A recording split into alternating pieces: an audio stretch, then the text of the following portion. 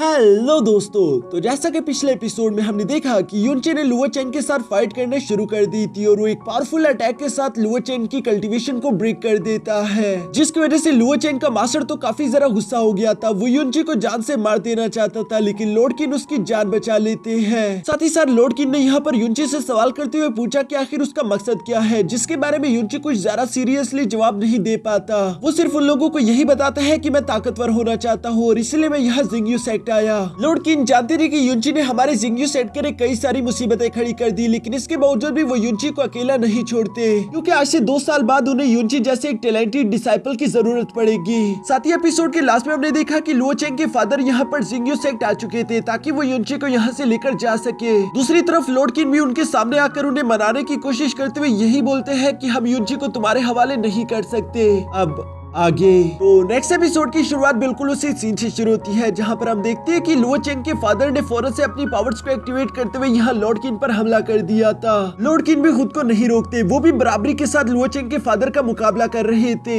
जहाँ वो Luo Cheng के फादर को पीछे की तरफ हटाते हुए कहते हैं कि तुम्हें मेरी बात समझ लेनी चाहिए। मैंने तुमसे कह दिया कि हम युनची को तुम्हारे हवाले नहीं कर सकते, तो फिर चाहे उसके लिए हमें तुम्हारे जियाओ सेट से फाइट ही क्यों ना करनी पड़े। तुम जानती हो कि हमारा जिंगयू सेट भी पीछे नहीं रुकेगा, इसलिए इस बात का अंदाजा कोई नहीं लगा सकता कि इस फाइट का अंजाम क्या होगा, कौन इस फाइट में जीत सकता है। लुओ चेंग के फादर ने ये सुनकर जोर जोर से हंसना शुरू कर दिया था। वो यहाँ पर लॉर्ड किन से कहता है कि तुम हमसे फाइट करना चाहते हो क्योंकि तुम्हें मालूम है कि हम लोग जियाओ ट्राइब की सिर्फ एक मामूली से ब्रांच है, लेकिन क्या होगा अगर तुम्हारा फाइट जियाओ ट्राइब से ही हो जाए। वो आगे की तरफ बढ़ते हुए लॉर्ड किन को बताता है कि असल में जियाओ ट्राइब के लीडर ने वादा किया था कि वो अपनी बेटी का रिश्ता मेरे बेटे को देंगे, यानी कि मेरा बेटा फ्यूचर में उनका दामाद बनने वाला था और तुम लोगों ने तो उसी को क्रिपल कर दिया। तो तुम जानते हो कि इसका अंजाम क्या होगा। अगर तुम लोग सरवाइव करना चाहते हो तो तुम लोगों को हमारी बात माननी होगी, क्योंकि जियाओ ट्राइब काफी ज्यादा बड़ा है और वो आसानी के साथ तुम्हारे जिंगयू सेट को डिस्ट्रॉय कर सकता है। सीनियर सिस्टर ज़्यूरोन चुपके से ये सारी बातें सुन रही थी, जबकि दूसरी तरफ हम लॉर्ड किन को देखते हैं। वो ये बात सुनकर अब परेशान हो चुके थे, क्योंकि उनके पास कहने के लिए कुछ भी नहीं बचा था।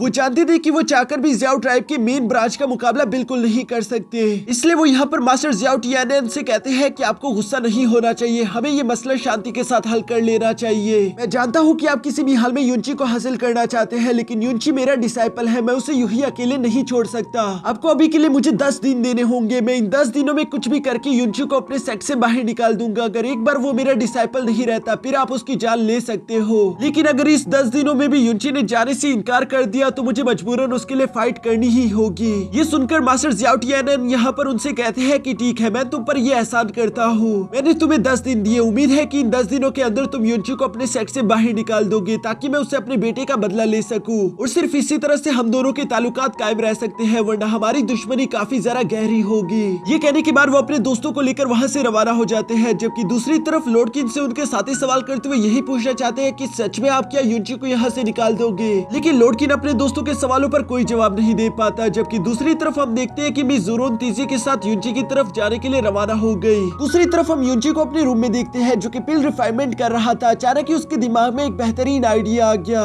जिसको बताने के लिए वो अपने सोल सी में जैस्मीन के पास चला जाता है, लेकिन जैस्मीन तो सो रही थी, साथ ही साथ उसे काफी ज्यादा ठंड भी लग रही थी। ये देखकर युनची उसे एक कपड़े में ढांप देता है, लेकिन साथ ही साथ युनची महसूस करता है कि शायद जैस्मीन कोई बुरा ख्वाब देख रही है। वो शायद अपनी फैमिली के बारे में ही सोच रही थी, इसलिए उसके आंखों से आंसू भी आ रहे थे, जिन्हें पहुंचते हुए युनची अभी वहाँ से जाने ही वाला था, लेकिन जैस्मीन ने युनची का हाथ पकड़ लिया और वो नींद में ही युनची से कहती है कि प्लीज मुझे छोड़कर मत जाना, मैं दोबारा अकेले नहीं होना चाहती। युनची जैस्मीन की ये बात सुनकर धीरे धीरे अभी जैस्मीन के पास आ ही रहा था, तभी अचानक हम देखते हैं कि जैस्मीन की आंख खुल गई, जो कि युनची को अपने इतने पास देकर फौरन उसे अपने से दूर हटा देती है। साथ ही वो युनची से कहती है कि कमीने इंसान, आखिर तुम मेरे साथ क्या करने की कोशिश कर रहे थे। अब ये मत कहना कि तुम मुझे सिर्फ यहाँ पर सर्दी से बचाने के लिए आए हुए थे। जो सुनकर युनची जवाब देते हुए बोलता है कि नहीं, मैं ये बिल्कुल भी नहीं कहूंगा। और ये कहते साथ ही युनची उस मेडिकल पिल को अपने पास लाकर यहाँ जैस्मीन को बताता है कि मेरे पास एक जबरदस्त आइडिया आया है, जिसके इस्तेमाल करके तो हम जियाओ ट्राइब की हालत पहले से भी ज्यादा खराब कर देंगे। मेरे शैतानी दिमाग का तो जवाब नहीं। और ये कहते वो ईवल्स की तरह हंस रहा था, जबकि जैस्मीन तो सिर्फ युनची का मुंह देख रही थी। तभी अचानक युनची को अपने दरवाजे पर दस्तक सुनाई देती है, जो सुनकर उसे लग रहा था कि शायद वो जरूर युनबा ही होगा।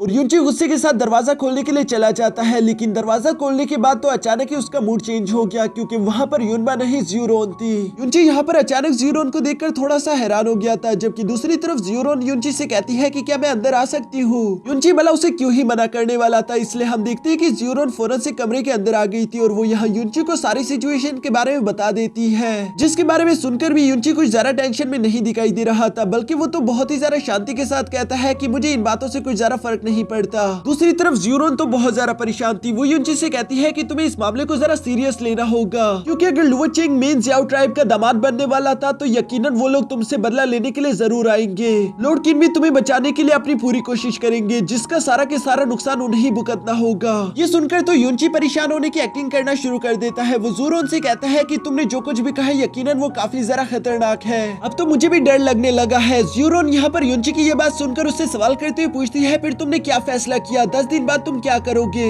जिस पर युनची कहता है कि मुझे तो कुछ समझ नहीं आ रहा, तुम ही बताओ कि मुझे क्या करना चाहिए। ज़्यूरोन युनची की ये बात सुनकर कहती है कि मुझे लगता है कि 10 दिन बाद तुम मेरे साथ मेरी इंपीरियल सिटी जा सकते हो, वहाँ पर मेरी फैमिली के होते हुए शायद तुम सेफ रहोगे। साथ ही साथ हम लोग फ्लाइंग बीस्ट का इस्तेमाल करेंगे जो कि बहुत ही ज्यादा फास्ट है, हमें कोई पकड़ ही नहीं पाएगा। युनची में ज़्यूरोन की ये सारी बातें सुनकर कहता है कि आपका बहुत बहुत शुक्रिया, लेकिन मैं अभी भी एक सवाल सोच रहा हूँ, आपके और मुझे मिले तो सिर्फ कुछ ही दिन हुए हैं, फिर आखिर तुम अपनी जिंदगी को मेरे लिए दाव पर क्यों लगा रही हो? ये कहते हुए युनची ज़्यूरोन की आंखों में देख रहा था, जिसकी वजह से ज़्यूरोन ब्लश कर रही थी। वो फौरन दूसरी तरफ पलटते हुए युनची से कहती है, क्योंकि मैं तुम्हारी सीनियर हूँ और मैं नहीं चाहती कि तुम्हें कुछ भी हो जाए। ये सुनकर तो युनची यहाँ पर ज़्यूरोन की तारीफें करते हुए कहता है कि तुम्हारा बहुत बहुत शुक्रिया, मैं तुम्हें कभी नहीं भूलूंगा, मेरे दूसरे जन्म में भी मैं हमेशा तुम्हें याद रखूंगा। मैं याद रखूंगा कि एक लड़की थी ज़्यूरोन जो कि बहुत ही ज्यादा खूबसूरत थी और वो मेरा बहुत ही ज्यादा ख्याल रखती थी। ज़्यूरोन युनची की ये बातें सुनकर दोबारा पलटकर उसकी आंखों में देखती है, जहाँ युनची उसे काफी ज्यादा प्यार भरी निगाहों से देख रहा था। दोनों के बीच एक प्यारा सा रोमांटिक सीन क्रिएट होने ही लगता है, लेकिन तभी अचानक हम देखते हैं कि ज़्यूरोन ब्लश करते हुए फौरन वहाँ से भागकर चली गई, जबकि जैस्मिन भी पीछे बैठी ये सारा नजारा देख रही थी। वो युनची से कहती है कि ये लड़की तो तुम पर कुछ ज्यादा ही मेहरबान हो रही है, जिस पर युनची जवाब देते हुए कहता है कि मास्टर तुम गलत मत समझो, वो लड़की बहुत अच्छी है और मुझे लगता है कि उससे मेरी फिक्र है। फिक्र क्यों है ये तो मुझे नहीं पता, शायद मैं कुछ ज्यादा ही हैंडसम हूँ इसलिए। जैस्मिन तो बस युनची की ये सारी बातें सुनते हुए मुंह ही बना रही थी। इसके बाद हम लोगों को नेक्स्ट डे का सीन दिखाया जाता है, जहाँ युनची एक बार फिर से अपना बेस बदलकर ब्लैक मून पेविलियन आ चुका था ताकि वो वहाँ से कुछ जरूरी चीजें खरीद सके।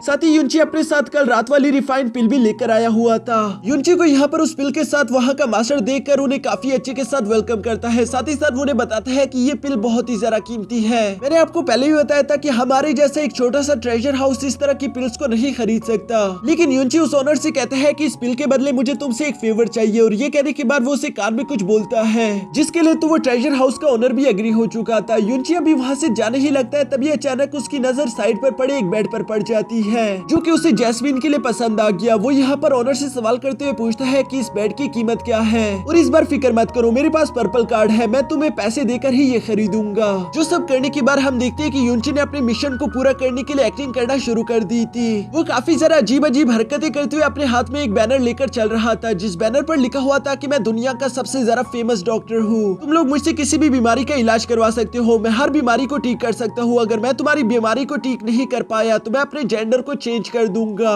यहाँ रास्ते में लोग युनची की ये अजीब अजीब हरकतें देखकर उससे दूर हटने की कोशिश कर रहे थे। वो लोग कह रहे थे कि ये पागल संकी खुद को डॉक्टर कह रहा है, किसी को भी युनची पर भरोसा नहीं था। तभी अचानक हम देखते हैं कि ज़्याओ ट्राइब के कुछ डिसाइपल यही पास में से गुजर रहे थे, जिनकी नजर भी युनची पर पड़ गई थी। उन लोगों को भी युनची से कुछ ज्यादा उम्मीदें तो नहीं थी, लेकिन उनके मास्टर का हुक्म था कि सिटी के सारे अच्छे डॉक्टर्स को यहाँ पर लेकर आया जाए, इसलिए वो लोग युनची को भी एक मौका देकर उसे अपने साथ ज़्याओ ट्राइब की कैसल तक ले जाते हैं, जहाँ पर ऑलरेडी कई सारे डॉक्टर्स पहले से ही मौजूद थे। और ज़्याओ टियानिया उन लोगों को पीटते हुए वहाँ से भगा रहे थे कि तुम लोग किसी काम के नहीं हो, क्योंकि वो सारे के सारे डॉक्टर मिलकर भी लुओचेंग का इलाज नहीं कर पा रहे थे, सिवाय एक डॉक्टर जो कि अपनी पूरी कोशिश कर रहा था। तभी अचानक वो दोनों डिसाइपल यहाँ पर युनची से कहते हैं कि तुम यहीं पर रुको, और वो दोनों खुद आगे जाकर ज़्याओ टियानन से कहते हैं कि हम लोग अपने साथ एक डॉक्टर को लेकर आए हैं। ज़्याओ टियानन यहाँ पर युनची की अजीब अजीब हरकतें देखकर काफी ज्यादा गुस्सा हो गया, और वो उन डिसाइपल को पीटने ही वाला था। उनसे ये कहता है कि तुम लोग बेवकूफ हो, ये तुम्हें कहाँ से डॉक्टर लग रहा है। लेकिन तभी अचानक हम देखते हैं कि युनची अपनी असली एक्टिंग शुरू कर देता है। हम ये बात तो अच्छे से जानते हैं कि युनची के पास ऑलरेडी मेडिसिन की काफी ज्यादा नॉलेज है, और वो बहुत ही ज्यादा बेहतरीन डॉक्टर भी है। हम देखते हैं कि वो सबसे पहले उस डॉक्टर के पास जाकर वहाँ कहता है कि ये तो एक स्काई पर्पल क्रिस्टल है, लेकिन अफसोस की बात है कि ये तो सिर्फ 65% ही प्योरिफाइड है, तुम इसे पूरी तरीके से प्योरिफाई नहीं कर पाए। दूसरी तरफ वो डॉक्टर यहाँ पर युनची की इन्फॉर्मेशन सुनकर बहुत ज्यादा हैरान था, क्योंकि युनची ने सिर्फ एक नजर में ही बिल्कुल सही इन्फॉर्मेशन बता दी थी। साथ ही युनची यहाँ धीरे धीरे लुओ चेंग के पास आकर कहता है कि ये तो बिल्कुल भी ज्यादा बीमार नहीं, मुझे लगा था कि इसकी हालत बहुत खराब होगी लेकिन ये तो बहुत कम है। जो सुनकर तो अब उस डॉक्टर को गुस्सा आ गया था। वो युनची से कहता है कि क्या तुम पागल हो चुके हो,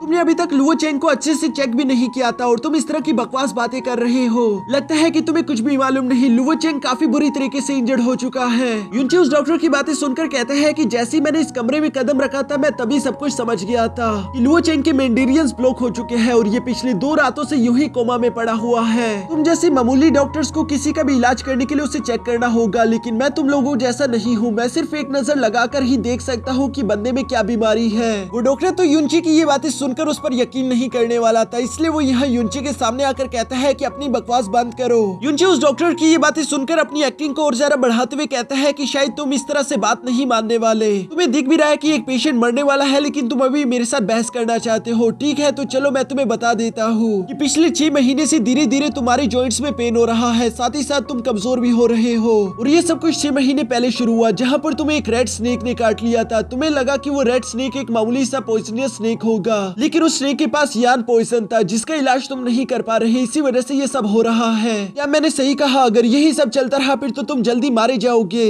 वो डॉक्टर युनची की बातें सुनकर काफी ज्यादा हैरान हो जाता है, क्योंकि युनची ने जो कुछ भी कहा वो बिल्कुल सही था। वो फौरन से युनची के सामने झुकते हुए कहता है कि आप महान हो, प्लीज आप मुझे बचा लो, मैं मरना नहीं चाहता। लेकिन लुओ चेंग का मास्टर फौरन से आगे आकर उस डॉक्टर को उठाते हुए वहाँ से बाहर फेंक देता है। वो बताता है कि यहाँ पर लुओ चेंग का इलाज हो रहा है, तुम्हारा नहीं। दूसरी तरफ युनची अभी भी शो ऑफ से बाज नहीं आ रहा था। वो यहाँ पर लुओ चेंग के मास्टर से कहता है कि तुम्हारी गर्दन और तुम्हारे शोल्डर में भी पिछले कई वक्त से पेन है, जिसको दूर कराने के लिए तुमने काफी सारे एक्यूपंक्चर टेक्निक्स का इस्तेमाल करके खुद का इलाज करवाने की कोशिश की, क्योंकि इसने तुम्हारे मेंडेरियंस को ब्लॉक करके तुम्हारी एनर्जी को भी रोक कर रखा हुआ है। क्या मैंने सही कहा? जिस पर तो लुओ चेंग का मास्टर हैरान होते हुए कहता है कि हाँ, आपने बिल्कुल सही कहा, लेकिन आपको ये सब कैसे मालूम हुआ? जो सुनकर लुओ चेंग गुस्सा होते हुए कहता है क्योंकि तुम बिल्कुल गलत इलाज करवा रहे हो, क्योंकि अगर तुमने यही इलाज जारी रखा तो तुम्हारे मिस्टिक वेन जल्द से जल्द डिस्ट्रॉय हो जाएंगे और तुम हमेशा हमेशा के लिए पैरालाइज हो जाओगे। ये सुनकर तो लुओ चेंग का मास्टर काफी ज्यादा परेशान हो गया, लेकिन युनची उससे कहता है कि तुम बिल्कुल फिक्र मत करो, मैं काफी ज्यादा रहम दिल हूँ और अब चूंकि तुम्हारी मुलाकात मुझसे हो गई है इसलिए मैं तुम्हारा इलाज जरूर करूंगा। और ये कहते साथ ही युनची अपनी मिस्टिक पावर को अपनी फिंगर्स पर फैला देता है, जिसके बाद युनची ने यहाँ लुओ चेंग के मास्टर का इलाज करना शुरू कर दिया था। और थोड़ी देर में हम देखते हैं कि लुओ चेंग का मास्टर पहले से काफी ज्यादा बेहतर महसूस कर रहा था।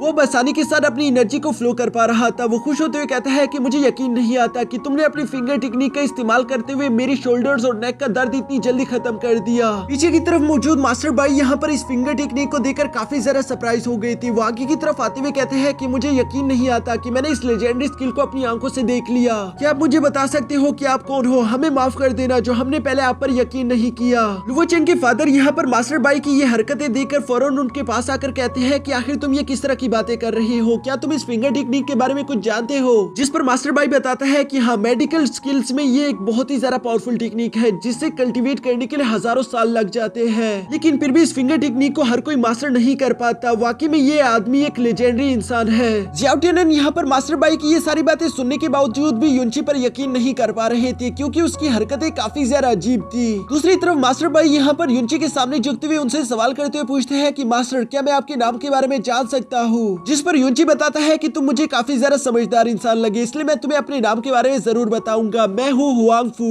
जो कि शेंगुआन एम्पायर से बिलोंग करता है। यहाँ पर हुआंगफू का नाम सुनकर तो मास्टर भाई अचानक से शॉक हो गए थे, क्योंकि असल में हुआंगफू नाम का एक बहुत ही ज्यादा अच्छा मेडिकल मास्टर मौजूद है। उस मास्टर से बहुत ही कम लोगों की मुलाकात हुई है, इसलिए मास्टर भाई खुश होते हुए कहते हैं कि ये तो मेरे लिए गर्व की बात है कि मेरी मुलाकात आपसे हुई। साथ ही साथ मास्टर भाई यहाँ पर फौरन जियाओ टियानन के सामने झुकते हुए कहते हैं कि यही वो इंसान है जो कि आपकी बेटी को बचा सकता है, क्योंकि मास्टर हुआंगफू बहुत ज्यादा मशहूर है और इनकी फिंगर टेक्निक का कोई जवाब नहीं, ये तो मुर्दे को भी जिंदा कर सकते हैं। अब मुझे साफ साफ समझ आ रहा है कि क्यों इन्होंने कहा था कि लुओ चेंग को कोई बड़ी बीमारी नहीं है, क्योंकि ये मामूली सी बीमारी है, इनके सामने ये बड़ी बड़ी बीमारियों का इलाज कर सकते हैं। लुओ चेंग का फादर भी अब ये सारी बातें सुनकर फौरन से युनची के सामने झुक गया था और वो उनसे कहता है कि प्लीज मेरे बेटे को बचा लीजिए। यहाँ अपने सामने जियाओ ट्राइब के सारे एल्डर्स को झुकता हुआ देखकर युनची का प्लान सक्सेसफुल हो चुका था, क्योंकि वो भी तो यही चाहता था। इसलिए वो उन लोगों से कहता है कि ठीक है, मैं तुम लोगों के यंग प्रिंस का इलाज जरूर करूंगा। जो कहने के बाद युनची यहाँ पर लुओ चेंग का इलाज करने के लिए रवाना हो गया, जहाँ पीछे पीछे ये सब भी आ रहे थे। युनची इन सब लोगों को अपने पीछे आता हुआ देखकर गुस्सा होते हुए कहता है कि क्या तुम लोग मेरे से मेरी टेक्निक सीखना चाहते हो? भाग जाओ यहाँ से, मैं अकेले में ही उसका इलाज करूंगा। जो सुनकर इन सब लोगों को मजबूरन ही रूम से बाहर आकर इंतजार करना पड़ा और युनची कुछ देर अकेले रहकर यहाँ लुओ चेंग का इलाज करने के बाद आखिरकार रूम से निकलकर बाहर आ जाता है। वो यहाँ पर इन लोगों को बताता है कि आज का मैंने लुओ चेंग का इलाज कर दिया, बाकी का काम हम लोग कल करेंगे। अभी के लिए मैं बहुत ज्यादा थक चुका हूँ। जो सुनकर तो ज्याओ टियानन अपने सर्वेंट से कहते हैं कि इन्हें हमारा एक शानदार कमरा दिखा दो जहाँ पर मास्टर हुआंगफू आराम कर सके, जबकि वो खुद अपने बेटे लुओ चेंग को देखने के लिए रवाना हो गए थे। लुओ चेंग के पास आने के बाद वो देखते हैं कि लुओ चेंग के चेहरे पर कुछ गंदगी लगी हुई थी, साथ ही साथ उसके चेहरे से बहुत ही ज्यादा स्मेल भी आ रही थी, जिसके बारे में लुओ चेंग के फादर को तो कुछ भी समझ नहीं आ रहा था कि आखिर ये गंदगी है क्या और इससे इतनी ज्यादा स्मेल क्यों आ रही है। लुओ चेंग भी अब होश में आ गया था। वो अपने फादर को बताता है कि मैं खुद भी नहीं जानता कि आखिर ये चीज क्या है, ये तो उस मास्टर ने मेरे मुंह में भी काफी ज्यादा डाल दी थी। ये कहते साथ ही अचानक हम देखते हैं कि लुओ चेंग के बाएं हाथ में भी काफी ज्यादा जोर से दर्द होना शुरू हो गया था।